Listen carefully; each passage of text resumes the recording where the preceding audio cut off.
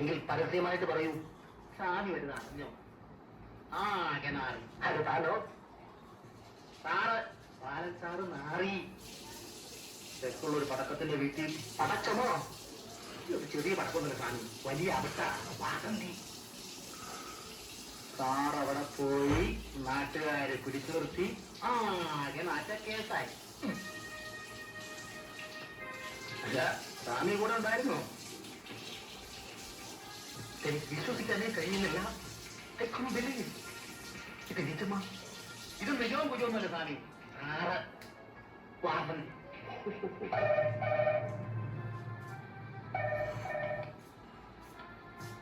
Hello,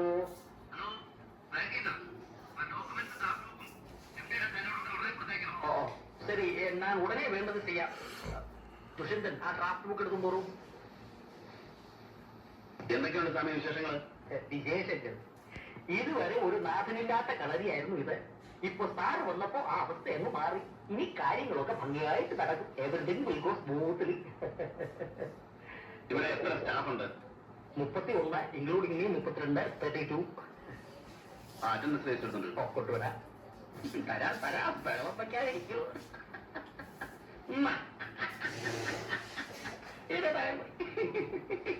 ഇതവിടെ പോയി വരുമ്പോ തിന്നോളും.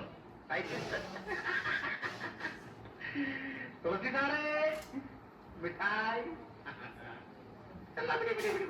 എന്താ ദുഷ്യന്റെ വിശേഷം? ശകുന്തള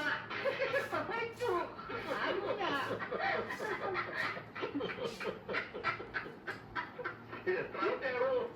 9ാമത്തെ. രസം കൊടുത്തു മൂട്ടാണ് 9 ആയത്. കൺഗ്രാറ്റുലേഷൻസ്.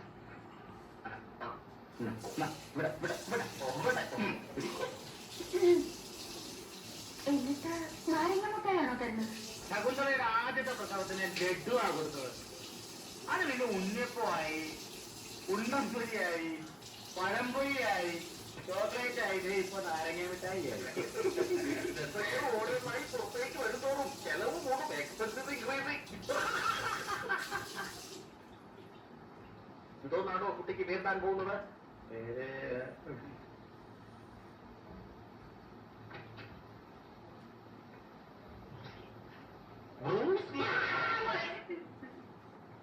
അതേ സ്വാമി, അവൻ ജനിച്ചു വീണപ്പോ തന്നെ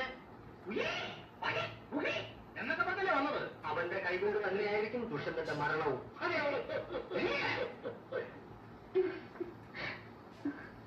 ദുഷ്യന്ത, ശകുന്തളയ്ക്ക് വിശേഷം വല്ലതുണ്ടോ? 9 പറ്റെങ്കിലും എന്റെ ശകുന്തളയുടെ മുഖശ്രീ ഒന്ന് കാണേണ്ടത് തന്നെയാണ് തുളസി സാറേ. കാളിദാസൻ പറഞ്ഞതുപോലെ ശംഖുപുഷ്പം കണ്ടെഴുതുമ്പോൾ ശകുന്തളേ നിന്നെ ഓർമ്മ വരും. ശാരദ ഇത് വയനാട് എഴുതിയതാ. ഈ തുളസിദാസിന് ഒരു വിവരമില്ല. എങ്ങോട്ട് നോക്കി, ഈ കാളിദാസനും വയനാറും ഒറ്റയാണ്.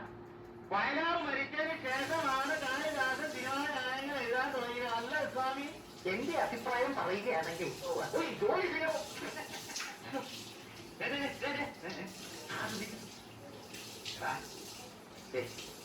ഈ 2 മിഠായി സാറിന് കൊണ്ടു കൊടുക്കറ. തനിക്ക് കുഞ്ഞു എനിക്ക് ഞാൻ മിഠായി കൊടുക്കല്ലേ?